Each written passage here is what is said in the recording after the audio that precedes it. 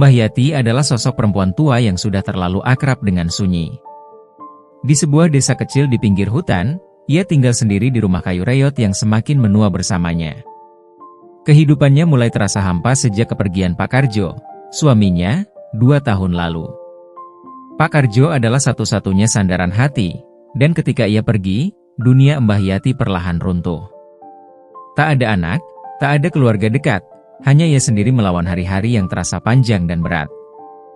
Namun, bukan kesepian itu yang menghancurkan Mbah Yati sepenuhnya, melainkan cara penduduk desa memandangnya. Desa kecil itu, yang penuh dengan adat dan tahayul, berubah menjadi tempat yang menyesakan baginya. Orang-orang yang dulunya bersikap hangat kini menatapnya dengan curiga.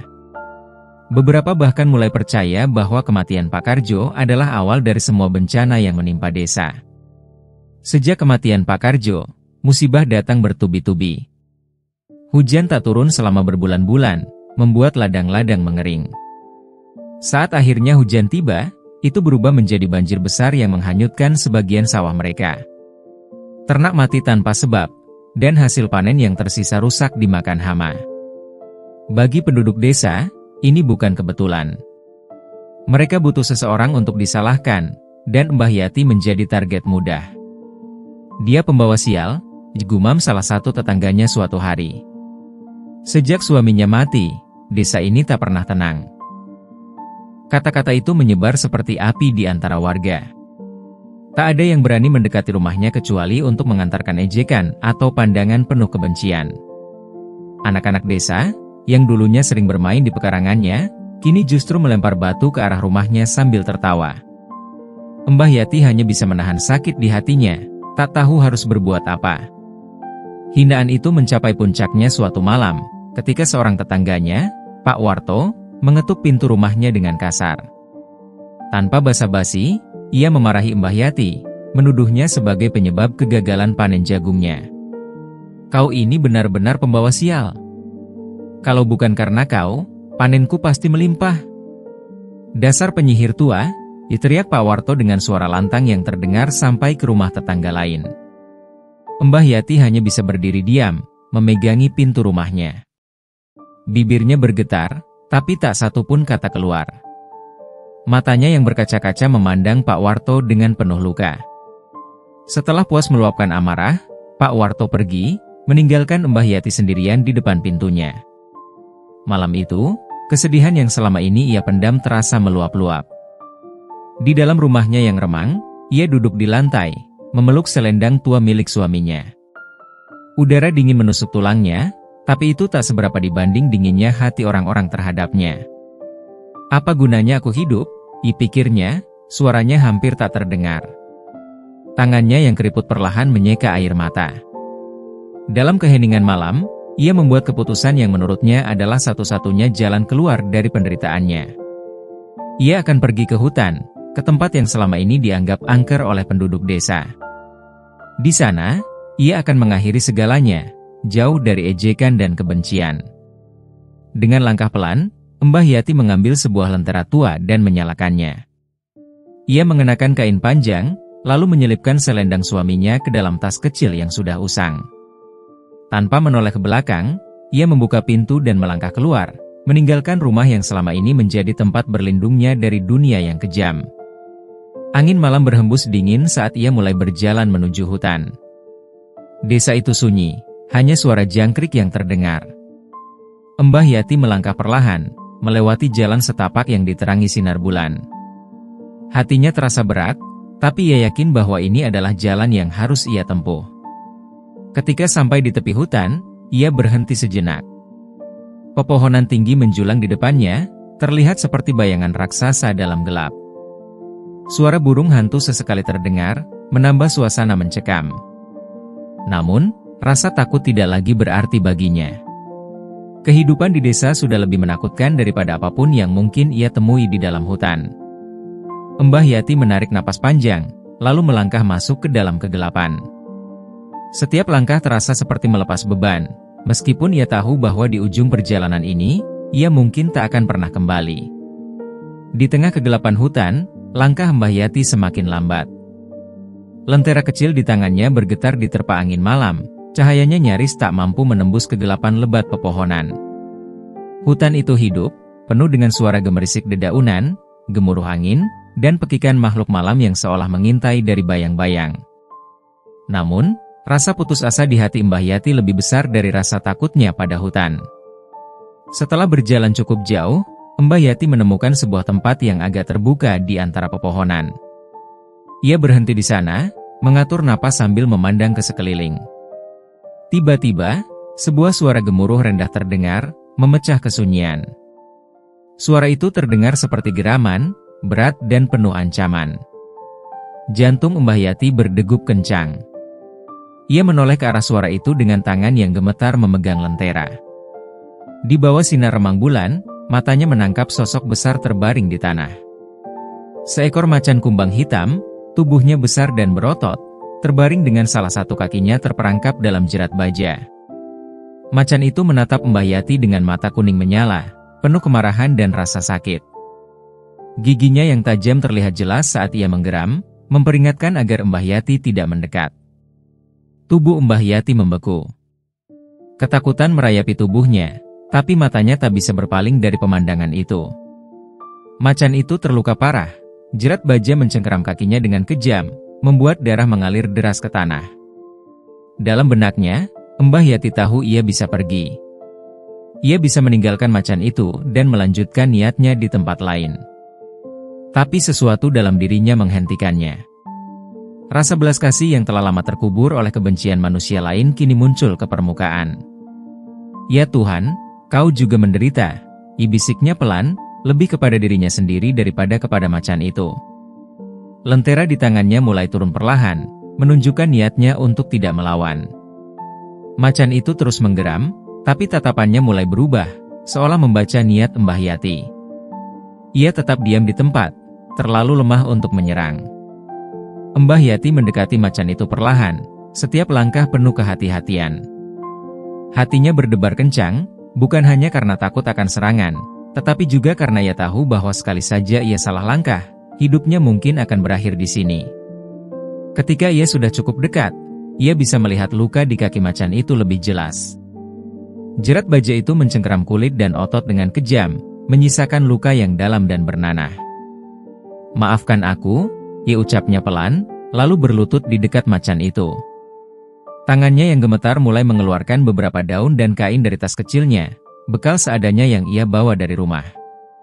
Macan itu menggeram lagi, kali ini lebih lemah.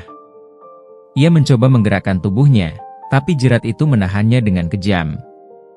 Mbah Yati merasakan sakit yang terpancar dari makhluk itu, bukan hanya di tubuhnya, tetapi juga di matanya. Rasa takutnya perlahan berganti menjadi tekad. Dengan hati-hati, ia mulai bekerja. Tangannya yang sudah terbiasa dengan luka-luka sederhana bekerja cepat. Ia menggunakan kayu untuk mengganjal jerat, lalu mencoba melonggarkan cengkeramannya. Setiap gerakan membuat macan itu mengerang kesakitan, tapi ia tidak menyerang. Ketika akhirnya jerat itu terlepas, Mbah Yati menarik napas lega. Namun, luka itu masih menganga, dan darah terus mengalir. Ia membersihkan luka itu dengan air dari botol kecil yang ia bawa, lalu membalutnya dengan kain seadanya. Selama itu, macan hanya diam, mengawasinya dengan tatapan tajam yang sulit dibaca. Setelah selesai, Mbah Yati mundur perlahan, memberi ruang pada macan untuk bergerak. "Kau butuh waktu untuk sembuh," dikatanya pelan, meski ia tahu macan itu tak akan memahami kata-katanya. Malam itu, Mbah Yati tidak pergi lebih jauh. Ia membuat tempat berteduh sederhana di dekat macan itu, terlalu lelah untuk melanjutkan perjalanan dan terlalu khawatir meninggalkan makhluk malang itu sendirian. Ia hanya berharap macan itu tidak menyerangnya dalam tidurnya. Keesokan paginya, Mbah Yati terbangun oleh suara napas berat. Macan itu masih terbaring, tapi ia terlihat lebih tenang. Mata kuningnya menatap Mbah Yati, tidak lagi penuh kemarahan, melainkan dengan rasa penasaran. Mbah Yati memutuskan untuk tetap tinggal. Ia mencari daun-daun dan tumbuhan di sekitar hutan yang ia tahu bisa membantu menyembuhkan luka, lalu memberikan makanan seadanya yang ia bawa, sedikit nasi kering dan potongan kecil ikan asin. Hari-hari berlalu, dan macan itu mulai menunjukkan tanda-tanda pemulihan. Ia tidak lagi menggeram setiap kali Mbah Yati mendekat, bahkan sesekali membiarkan perempuan tua itu membersihkan lukanya tanpa perlawanan. Hubungan aneh mulai terjalin di antara mereka. Mbah Yati berbicara kepada macan itu seolah-olah ia bisa mengerti. "Kau tahu, aku juga terluka, sama seperti kau," katanya suatu malam sambil membersihkan luka macan itu. "Tapi lukaku ada di sini," ia menepuk dadanya. "Orang-orang di desa membenciku. Mereka pikir aku membawa sial. Tapi kau tidak peduli, kan?" Macan itu menatapnya, lalu menggerakkan ekornya perlahan. Mbah Yati tersenyum untuk pertama kalinya dalam beberapa tahun. Di tengah kesunyian hutan, ia merasa seperti menemukan sesuatu yang telah hilang, teman. Setelah sekitar seminggu, macan itu mulai berdiri dan berjalan dengan terpincang-pincang. Ia menunjukkan kepercayaan yang luar biasa pada Mbah Yati, bahkan mengikuti langkahnya ketika perempuan tua itu mencari makanan di sekitar hutan. Mbah Yati merasa aneh tapi juga nyaman dengan kehadiran makhluk besar itu. Di tengah kegelapan hutan, ia tidak lagi merasa sendirian. Namun, di balik perasaan hangat itu, Mbah Yati tahu bahwa perpisahan akan segera datang. Macan itu bukanlah makhluk yang bisa tinggal bersamanya selamanya. Alam adalah tempatnya, dan ia hanya sementara menjadi bagian dari perjalanan Mbah Yati. Tapi untuk saat ini, mereka saling melengkapi. Dua makhluk yang terluka, saling menyembuhkan di tengah keheningan hutan yang sebelumnya sunyi kini dipenuhi ketegangan baru. Kabar tentang seekor macan besar yang berkeliaran mulai menyebar di desa. Awalnya hanya bisik-bisik kecil, tapi setelah salah seorang petani melihat jejak kaki besar di tepi ladangnya, desas-desus itu berkembang menjadi ketakutan. Warga desa, yang sudah terbiasa mengaitkan segala sesuatu dengan hal-hal mistis, mulai meyakini bahwa macan itu adalah pertanda buruk, sebuah kutukan. "Kita harus menangkapnya sebelum ada yang terluka," seru Pak Warto di balai desa, memantik kesepakatan dari para pria lainnya. Mereka sepakat memanggil sekelompok pemburu dari desa tetangga, yang terkenal ahli menangkap hewan liar. Di tengah kebisingan itu, Mbah Yati tetap tak bersuara. Ia mendengar kabar tersebut saat membeli sedikit beras di warung desa. Tatapan curiga penduduk desa yang mengarah padanya kini terasa lebih tajam, seolah mereka yakin bahwa ia ada hubungannya dengan kemunculan macan tersebut. Hatinya berdebar kencang. Macan yang mereka bicarakan itu tak lain adalah makhluk yang selama ini ia rawat dan kini mulai pulih. Di malam hari, saat Mbah Yati duduk di depan pondok kecilnya di tengah hutan, macan itu muncul dari balik pepohonan. Langkahnya masih terpincang-pincang tapi jauh lebih kuat dibandingkan saat mereka pertama kali bertemu. Mata kuningnya bersinar di bawah cahaya bulan, tapi kali ini tidak ada tanda-tanda agresi. Macan itu mendekat, menjilat tangannya pelan, sebuah isyarat rasa terima kasih dan kepercayaan. "Kau harus pergi dari sini," bisik Mbah Yati dengan suara berat. Ia mengusap kepala macan itu dengan penuh kasih sayang. "Orang-orang akan mencarimu. Mereka tidak akan mengerti." Namun, macan itu hanya diam, seolah tak berniat meninggalkan tempat itu. Mbah Yati tahu, ia harus melakukan sesuatu sebelum semuanya terlambat. Keesokan harinya, suara-suara ramai mulai terdengar dari dalam hutan. Pemburu-pemburu dengan senapan dan jebakan memasuki kawasan itu, menapaki tanah basah dan daun-daun kering. Mereka memeriksa jejak, memasang jerat di berbagai tempat, dan saling memberi aba-aba. Di balik pepohonan, Mbah Yati mengintai. Ia melihat mereka dengan perasaan cemas yang semakin memuncak. Salah satu pemburu, seorang pria berperawakan besar dengan wajah serius, menunjuk sebuah jejak kaki besar di dekat semak-semak. "Ini segar. Dia pasti masih di sekitar sini," katanya dengan nada yakin. Mbah Yati tahu bahwa waktu mereka semakin dekat. Ia memutuskan untuk bertindak. Dengan langkah hati-hati, ia bergerak menuju salah satu jebakan yang baru saja dipasang. Jebakan itu berupa jerat baja yang diletakkan di sepanjang jalur yang biasa dilalui hewan. Ia menunggu sampai para pemburu beranjak menjauh, lalu membongkar jerat tersebut. Tangan tuanya bekerja cepat, meski jantungnya berdegup kencang karena takut ketahuan. Setelah selesai, ia menyembunyikan jerat itu di balik semak-semak. Di tempat lain, ia menemukan jebakan serupa dan melakukan hal yang sama. Setiap kali ia mendengar suara langkah para pemburu mendekat, ia bersembunyi di balik pohon atau merunduk di antara semak. Keringat dingin membasahi dahinya, tapi ia tidak berhenti. Ketika hari mulai gelap, salah seorang pemburu mulai menyadari ada yang tidak beres. Kenapa jebakan-jebakan ini tidak bekerja? Apa ada yang membongkarnya? Serunya. Tidak mungkin. Kita satu-satunya manusia di hutan ini, jawab pemburu lain, meski nada suaranya mulai ragu. Namun, kecurigaan mereka tumbuh. Salah satu dari mereka, pemburu berwajah besar tadi, memutuskan untuk kembali ke tempat pertama mereka memasang jebakan. Ia berjalan perlahan, mengamati jejak-jejak di tanah. Langkahnya semakin mendekati tempat di mana Mbah Yati berada, yang saat itu sedang berlutut di samping salah satu jebakan terakhir. Mbah Yati merasakan napasnya tercekat. Ia tahu ia tidak akan sempat melarikan diri jika pria itu melihatnya. Dengan cepat, ia mengambil segenggam tanah basah dan daun-daun kering, lalu menyebarkannya ke jebakan yang sudah ia bongkar. Setelah itu, ia merangkak mundur, mencari tempat untuk bersembunyi. Pria itu tiba beberapa detik kemudian. Ia berdiri di tempat jebakan yang sudah dibongkar, memandang ke sekeliling dengan curiga. Matanya menelusuri setiap sudut, dan kakinya melangkah perlahan menuju semak tempat Mbah Yati bersembunyi. Jarak mereka hanya beberapa meter. Mbah Yati menahan napas, tubuhnya gemetar. Tiba-tiba, sebuah suara dari arah lain menarik perhatian pria itu. Itu adalah suara ranting patah, mungkin berasal dari seekor kijang atau hewan lain. Pria itu berbalik dan bergerak ke arah suara, meninggalkan tempat itu. Mbah Yati hampir saja menghembuskan napas lega, tapi ia menahan diri sampai yakin pria itu benar-benar menjauh.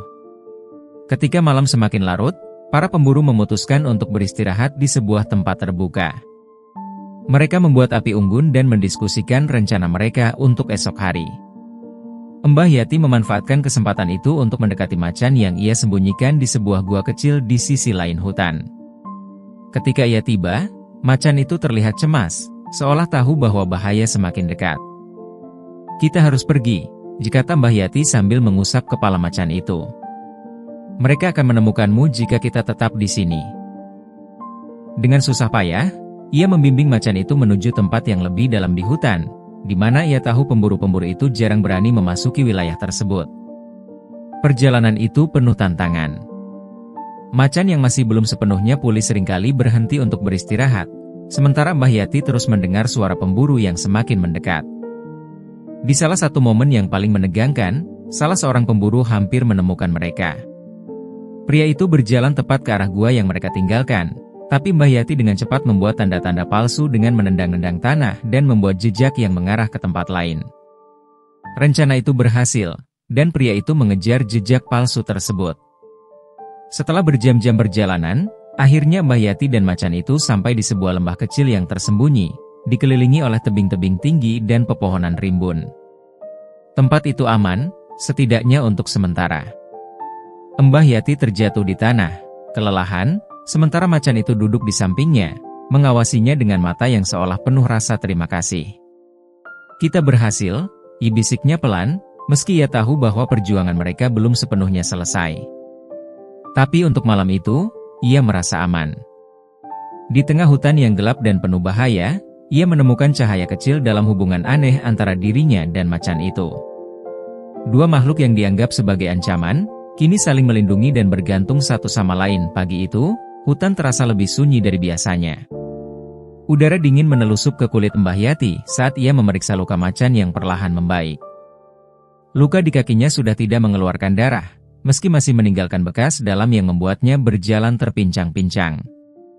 Macan itu duduk diam, mengawasi Mbah Yati dengan tatapan penuh rasa percaya. Bagi Mbah Yati, hubungan mereka kini lebih dari sekadar makhluk liar dan manusia. Macan itu adalah temannya, pelindungnya, satu-satunya makhluk yang tidak memandangnya dengan kebencian seperti orang-orang di desa. Namun, pagi yang damai itu segera berubah menjadi ketegangan ketika suara gemuruh berat terdengar dari arah pepohonan. Macan itu segera berdiri, tubuhnya kaku, matanya menatap tajam ke arah suara. Mbah Yati merasakan hawa dingin di punggungnya. Ia menoleh dan melihat sosok besar muncul dari balik bayang-bayang hutan. Seekor beruang coklat besar sedang berjalan mendekat, tubuhnya jauh lebih besar dibandingkan macan yang ada di sisinya. Gerakannya lambat namun penuh kewaspadaan. Tatapan matanya langsung tertuju pada mereka, dan suara geram rendah keluar dari tenggorokannya. Mbah Yati langsung mundur, naluri tuanya menyuruhnya untuk melarikan diri. Tapi ia tahu, beruang itu bukan hanya ancaman baginya, ia juga ancaman bagi macan yang belum pulih sepenuhnya. Ya Allah, apa yang harus kulakukan? Bisiknya, tubuhnya gemetar. Macan itu, meski jelas masih lemah, berdiri tegak di depan Mbah Yati, seperti melindunginya dari bahaya yang mendekat. Geramannya membalas tantangan beruang, meski perbedaan ukuran mereka membuatnya tampak kecil. Beruang itu semakin mendekat, langkahnya semakin cepat, menunjukkan bahwa ia tidak hanya ingin mengancam, ia ingin menyerang. Saat beruang itu akhirnya menerjang, macan melompat ke depan untuk menghadangnya. Kedua binatang besar itu bertabrakan dengan kekuatan yang mengguncang tanah. Suara auman dan geraman memenuhi udara, bercampur dengan suara cakar yang mencabik kulit dan gigi yang mencengkeram daging. Macan itu bertarung dengan keberanian luar biasa, meski tubuhnya jelas masih belum sepenuhnya pulih. Beruang, di sisi lain, jauh lebih besar dan agresif, menyerang dengan kekuatan brutal yang membuat tanah di sekitar mereka bergetar. Mbah Yati berdiri terpaku, menyaksikan pertarungan sengit itu. Ia tahu bahwa jika macan kalah, beruang itu akan beralih padanya. Ia harus melakukan sesuatu, tapi apa yang bisa dilakukan oleh seorang perempuan tua melawan makhluk sebesar itu? Matanya menatap sekitar, mencari sesuatu yang bisa ia gunakan. Di dekatnya, ia melihat ranting-ranting kering dan sedikit daun-daun basah. Sebuah ide muncul di benaknya, api. Itu satu-satunya hal yang mungkin bisa mengusir beruang itu. Dengan tangan gemetar, ia segera mengumpulkan ranting-ranting itu menjadi tumpukan kecil. Ia merogoh tas kecilnya dan menemukan sebatang korek api yang ia simpan untuk berjaga-jaga. Napasnya tercekat saat ia mencoba menyalakan korek itu. Tangannya terlalu gemetar, dan beberapa kali api kecil itu padam sebelum ia berhasil menyalakan ranting-ranting tersebut. Akhirnya, setelah usaha yang penuh ketegangan, api kecil menyala, cahayanya bergetar di tengah udara dingin hutan. Mbah Yati mengambil ranting yang terbakar itu dengan hati-hati. Meski api kecil itu terasa rapuh, keberanian yang ia rasakan mulai tumbuh. Dengan langkah berat, ia mendekati pertempuran yang masih berlangsung. Beruang itu kini berada di atas macan, cakar besar mencengkeram tubuh macan yang terluka. Macan itu mengaum kesakitan, tapi ia terus berusaha melawan, menggigit kaki beruang dengan gigitan yang cukup kuat hingga beruang menggeram marah. Mbah Yati tahu ia tidak punya banyak waktu. Ia mendekatkan ranting yang terbakar ke arah beruang, berteriak dengan suara sekeras mungkin. "Pergi! Pergi dari sini!" Suaranya menggema di antara pepohonan, lebih lantang dari yang pernah ia bayangkan. Beruang itu menoleh, matanya yang gelap menatap langsung pada api kecil di tangan Mbah Yati. Ia menggeram keras, tapi ia juga mundur beberapa langkah, seolah ragu dengan cahaya dan panas yang tiba-tiba muncul. Macan itu, meski jelas kelelahan, memanfaatkan momen tersebut untuk melompat menjauh dari cengkeraman beruang. Ia berdiri di sisi Mbah Yati, tubuhnya berdarah tapi masih penuh tekad. Dengan api kecil itu, Mbah Yati melangkah maju lagi, mengayunkan ranting tersebut di udara. Beruang itu menggeram, mencoba menantang mereka sekali lagi, tapi akhirnya memutuskan untuk mundur. Ia berjalan menjauh dengan langkah berat, sesekali menoleh sebelum akhirnya menghilang di balik pepohonan. Saat beruang itu benar-benar pergi, tubuh Mbah Yati langsung melemas. Ranting yang terbakar jatuh dari tangannya, dan ia terjatuh ke tanah. Napasnya tersengal. Macan itu berdiri di sampingnya, matanya yang kuning menatapnya penuh rasa terima kasih. Ia mendekat dan menyentuhkan kepalanya ke bahu Mbah Yati, sebuah isyarat kasih yang membuat hati perempuan tua itu terasa hangat meski tubuhnya masih gemetar karena ketegangan. "Kita berhasil!" bisik Mbah Yati sambil mengusap kepala macan itu dengan lembut. "Tapi kau terluka lagi." Macan itu hanya diam, membiarkan Mbah Yati memeriksa lukanya. Luka di kaki yang sebelumnya hampir sembuh kini kembali berdarah, dan ada beberapa bekas cakar baru di tubuhnya. Namun, macan itu tetap tenang, seperti memahami bahwa ia aman di dekat perempuan tua itu. Malam itu, Mbah Yati merawat luka-luka macan itu dengan hati-hati. Tangannya yang lelah bergerak dengan penuh perhatian, menggunakan daun-daun dan ramuan yang ia temukan di hutan. Meski tubuhnya sakit dan pikirannya penuh kecemasan, ia merasa bahwa apa yang ia lakukan adalah hal yang benar. Macan itu kini lebih dari sekadar teman. Ia adalah bagian dari hidupnya, bagian dari perjuangannya untuk menemukan arti di tengah kesendiriannya. Ketika fajar menyingsing, hutan kembali sunyi. Burung-burung berkicau pelan, dan udara pagi membawa ketenangan yang baru. Mbah Yati duduk di samping macan yang tertidur, tubuhnya meringkuk di atas tanah dengan napas yang tenang. Melihat makhluk besar itu tidur dengan damai, Mbah Yati tersenyum kecil. Ia merasa bahwa meski dunia di sekitarnya penuh ancaman dan kebencian, ia menemukan kedamaian dalam hubungan yang aneh ini, hubungan antara manusia dan makhluk liar yang saling melindungi. Namun, di balik ketenangan pagi itu, Mbah Yati tahu bahwa ancaman lain mungkin masih menunggu di luar sana. Tapi untuk saat ini, ia bersyukur. Ia bersyukur masih bisa bertahan, bersyukur telah menemukan alasan untuk melanjutkan hidupnya di tengah kegelapan hutan. Hutan selalu menjadi pelindung bagi Mbah Yati dan macan yang kini telah menjadi sahabat setianya. Sejak peristiwa pertemuan pertama mereka, banyak hal berubah dalam hidup Mbah Yati. Macan itu bukan hanya menjadi pelindung baginya, tetapi juga memberinya tujuan baru. Namun, cobaan hidup tak henti menghampiri. Suatu sore, saat Mbah Yati tengah mencari kayu bakar, suara tangis anak kecil terdengar di kejauhan. Ia menghentikan langkahnya, memasang telinga dengan cermat. "Siapa di sana?" ditanyanya, suaranya bergetar di antara suara angin yang menggoyangkan pepohonan. Tangisan itu semakin jelas. Ia berjalan perlahan, mengesampingkan ketakutannya. Tak jauh dari sana, ia menemukan seorang anak kecil, sekitar usia 8 tahun, duduk menangis di bawah pohon besar. Wajahnya penuh debu, bajunya robek, dan kakinya berdarah karena duri. Mbah Yati langsung mengenalinya. Anak itu adalah Joko, putra dari salah satu keluarga di desa yang pernah mencemoohnya. "Joko, apa yang kamu lakukan di sini? Kenapa sendirian?" ditanya Mbah Yati sambil mendekat. Joko tak menjawab. Tangisannya makin keras, menunjukkan betapa takutnya ia. Mbah Yati mengusap kepalanya dengan lembut. "Jangan takut. Aku akan membawamu pulang." Namun, sebelum mereka sempat bergerak, suara gemuruh langkah besar terdengar. Macan itu muncul dari balik pepohonan, matanya mengamati Joko dengan penuh rasa ingin tahu. Anak kecil itu menjerit ketakutan dan mencoba bersembunyi di balik tubuh Mbah Yati. "Tenang, Joko," kata Mbah Yati, suaranya menenangkan. "Dia tidak akan menyakitimu. Dia temanku." Macan itu duduk tenang, seolah memahami situasi. Ia tak menunjukkan tanda-tanda agresi, hanya menatap dengan penuh kewaspadaan. Dengan perlahan, Joko mulai tenang, meski masih memegangi tangan Mbah Yati dengan erat. Setelah memastikan tak ada bahaya, Mbah Yati memapa anak itu dan mulai berjalan kembali ke desa, diiringi macan yang menjaga mereka dari belakang. Ketika mereka tiba di desa, kehadiran Mbah Yati dengan Joko dan macan di sisinya langsung menarik perhatian warga.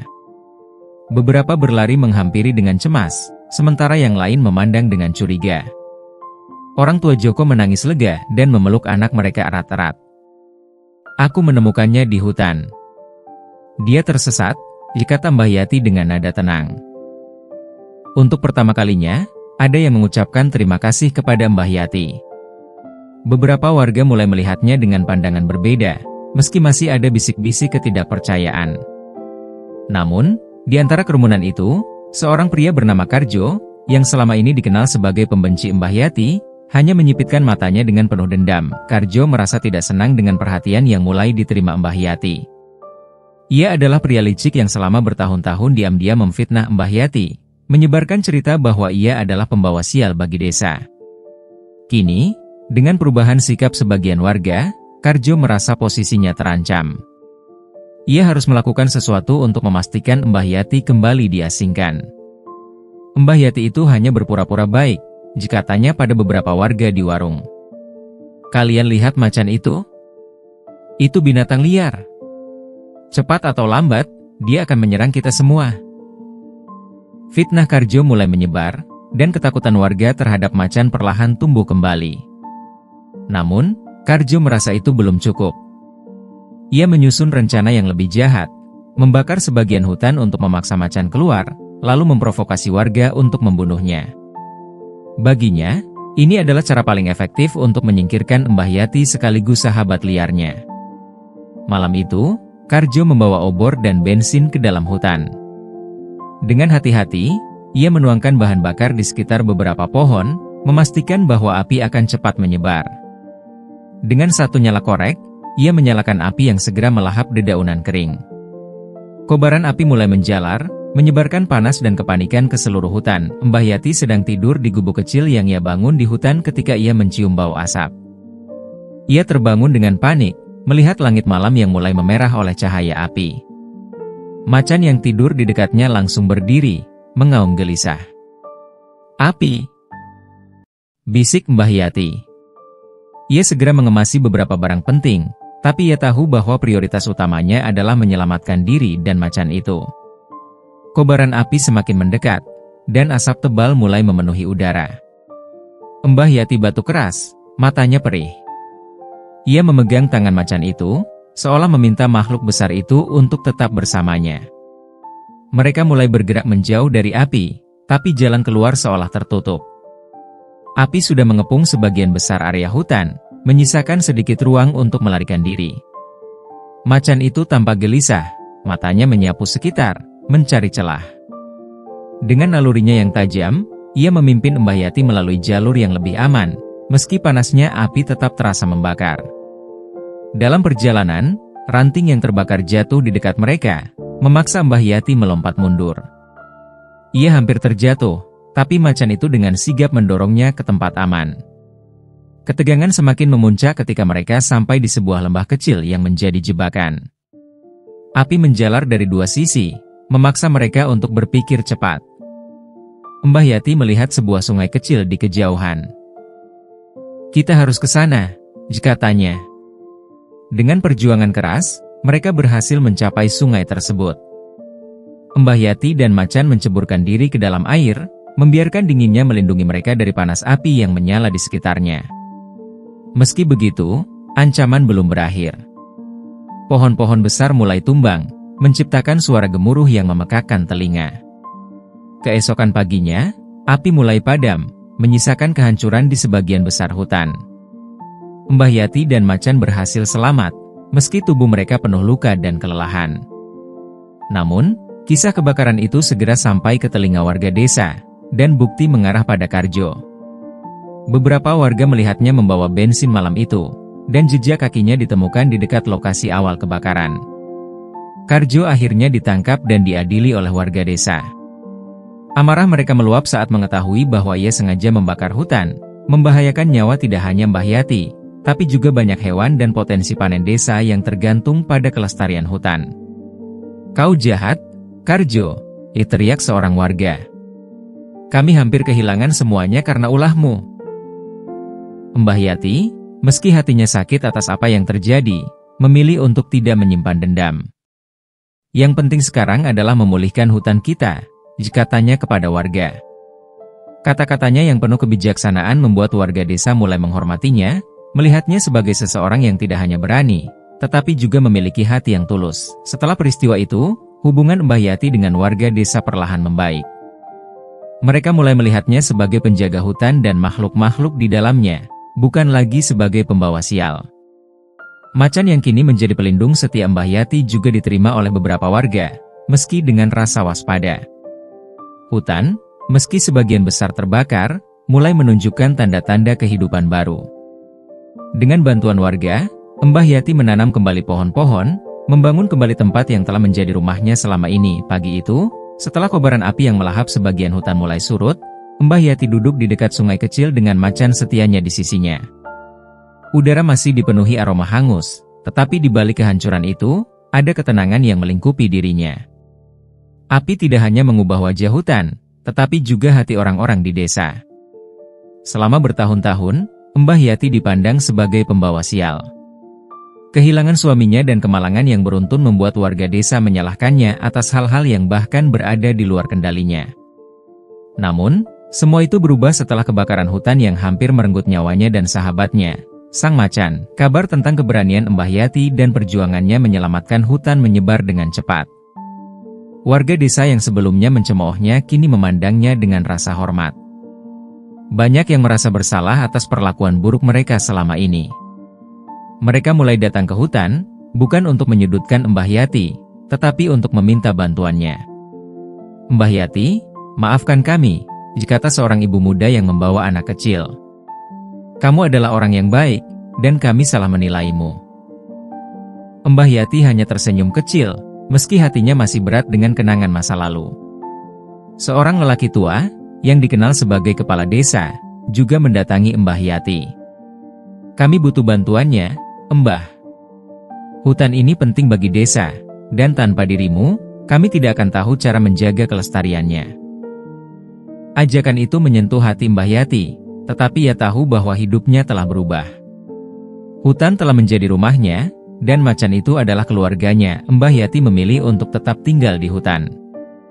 Gubuk kecil yang ia bangun menjadi tempat tinggalnya bersama macan yang semakin pulih dari cedera akibat kebakaran. Hubungannya dengan macan itu kini lebih erat dari sebelumnya. Macan tidak hanya menjadi pelindungnya, tetapi juga simbol kekuatan dan ketangguhan.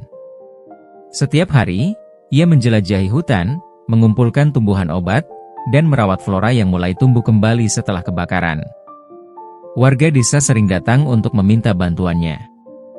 Mbah Yati, dengan pengetahuan herbalnya yang luas, membantu menyembuhkan luka dan penyakit mereka. "Ini, minumlah ramuan ini," katanya kepada seorang anak kecil yang demam tinggi. "Ini akan menurunkan panasmu." Mereka mulai mempercayainya, tidak lagi memandangnya sebagai ancaman. Bahkan, beberapa anak desa yang dulu takut pada hutan kini berani datang, berharap melihat macan yang mereka anggap sebagai pelindung hutan. Namun, kedamaian itu tidak berlangsung lama. Kabar tentang macan besar yang hidup bersama manusia mulai menyebar ke desa-desa lain. Beberapa pemburu bayaran datang, bukan untuk melindungi, tetapi untuk menangkap atau membunuh macan tersebut. Mereka melihatnya sebagai ancaman atau peluang besar untuk mendapatkan hadiah. Suatu malam, saat Mbah Yati dan macan sedang beristirahat, suara langkah kaki manusia terdengar dari kejauhan. Macan itu langsung bangkit, telinganya berdiri tegak, mendengarkan dengan saksama. "Siapa di sana?" tanya Mbah Yati dengan suara tegas. Dari balik bayang-bayang pohon, terlihat beberapa pria membawa senjata dan obor. "Kami datang untuk menangkap macan itu," teriak salah satu dari mereka. Mbah Yati berdiri di depan macan, melindunginya. "Dia bukan ancaman. Dia temanku dan pelindung hutan ini." Namun, para pemburu tidak peduli. Mereka mendekat, dan suasana semakin tegang. Dalam situasi genting itu, macan mengaum keras, membuat para pemburu mundur beberapa langkah. "Kalau kalian tidak pergi, kalian akan menyesal," ancam Mbah Yati sambil memegang tongkat kayu. Meski usianya sudah tua, keberaniannya tak diragukan lagi. Akhirnya, para pemburu itu pergi, tetapi ancaman mereka belum usai. Warga desa, yang mendengar tentang ancaman pemburu, mulai bersatu untuk melindungi hutan dan makhluk-makhluk di dalamnya. Mereka menyadari bahwa hutan bukanlah tempat yang menyeramkan, tetapi rumah bagi kehidupan. Mbah Yati benar, kata kepala desa dalam sebuah pertemuan. Hutan ini adalah bagian dari kita. Jika kita tidak melindunginya, kita akan kehilangan segalanya. Warga mulai bekerja sama untuk menjaga hutan. Mereka membersihkan sisa-sisa kebakaran, menanam pohon baru, dan membuat peraturan ketat untuk melarang perburuan. Hutan yang dulunya dianggap penuh kutukan kini menjadi simbol persahabatan dan kedamaian. Warga desa yang sebelumnya takut pada macan kini menganggapnya sebagai penjaga hutan yang agung. Mbah Yati, meski tetap tinggal di hutan, menjadi bagian penting dari desa. Warga sering datang untuk belajar darinya tentang cara hidup berdampingan dengan alam. Setiap pagi, suara burung dan gemerisik daun menemani hari-harinya. Macan itu, yang kini sepenuhnya pulih, sering menemani Mbah Yati berjalan menyusuri hutan. Kadang-kadang, ia membawa anak-anak desa untuk melihat keindahan hutan, mengajarkan mereka tentang tumbuhan obat dan pentingnya menjaga lingkungan. Hutan ini adalah rumah kita semua, kata Mbah Yati kepada seorang anak kecil. Jika kita merawatnya, ia akan merawat kita. Meskipun hidupnya penuh cobaan, Mbah Yati berhasil menemukan kedamaian dan tujuan baru. Hutan, yang dulu menjadi tempat pelariannya, kini menjadi tempat ia menemukan dirinya kembali. Di tengah bayang-bayang pepohonan, ia dan macan menjadi simbol kekuatan, persahabatan, dan harapan bagi desa dan masa depan yang lebih baik.